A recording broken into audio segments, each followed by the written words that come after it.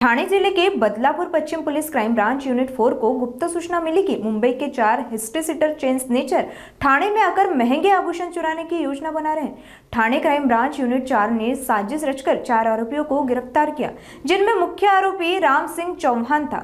राम सिंह चौहान का मुंबई में आभूषण का दुकान है और वह सोने के गहनों की जानकारी रखता है। वह अपने साथियों के साथ पहले उस इलाके की रेकी करता जहां चोरी करनी थी, फिर महंगे गहने चुरा कर भाग जाता और बाद में अपनी दुकान में गहनों को पिघलाकर अपने मित्रों में बांट देता था। पुलिस ने राम सिंह चौहान और उसके साथियों को कब्जे से 16 लाख रुपए से अधिक मूल्य के गहने बरामद किए हैं। इस मामले में पुलिस उपायुक्त अमर सिंह जाधव ने पुष्टि की। पुलिस मामले की आगे की जांच में जुटी हुई है। बदलापूर पश्चिम येथे बतावणीचा गुन्हा दाखल होता। त्याचा समांतर तपास गुन्हे शाखा घटक 4चे पोलीस निरीक्षक योगेश आव्हाड आणि त्यांची टीम ACP शेखर बागडे यांच्या पर्यवेक्षणामध्ये करत होती।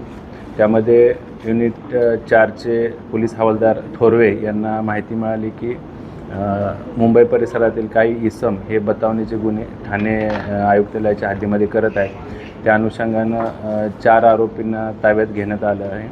सध्या पोलीस कस्टडीमध्ये रामसिंग चव्हाण हा राहणारा वडाळा मुंबईचा ज्वेलर्स आहे।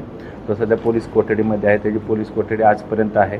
या गुन्ह्याच्या तपासामध्ये गुन्हे शाखा घटक 4ने अद्यापपर्यंत एकूण 12 गुन्हे उघडकीस आणलेले आहेत, ज्यामध्ये 130 ग्रॅम सोन्याचे दागिने ज्याची किंमत अंदाजे 16 लाख रुपये इतकी आहे। इतका मुद्देमाल जप्त करण्यात आलेला आहे। 3 आरोपी हे न्यायालयीन कोठडीमध्ये आहेत। तर आरोपीचं बॅकग्राऊंड काय होतं? 3 आरोपी जे न्यायालयीन कोठडीमध्ये आहेत त्याच्यामध्ये राजू चव्हाण, रमेश जयस्वाल आणि संजय मांगडे हे 3 आरोपी राहणारे मुंबईचे आहेत। या आरोपींवर पुरी बतावणी, चिटिंग, फसवणुकीचे गुन्हे दाखल आहेत। तर अजून आरोपी असल्याची बॅकग्राऊंड काय होतं? रिसिव्हर का होता? आरोपी जो होता रिसिव्हर कोण होते?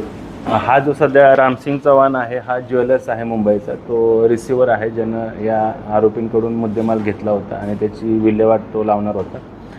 हा राहणार मुंबईचा आहे, त्याचा व्यवसाय हा ज्वेलर्सचा आहे। तर अजून आरोपी असल्याची शक्यता तपास सुरू आहे। अजून आरोपी असण्याची शक्यता आहे। पोलीस कोठडी आजपर्यंत त्याची पोलीस कोठडी आहे। सर, एकंदरीत रामसिंगने किती मुद्देमाल घेतला आणि किती विल्हेवाट? आत्ता आपल्या तपासामध्ये 130 ग्रॅमचा मुद्देमाल जप्त केला, ज्याची किंमत 16 लाख रुपये।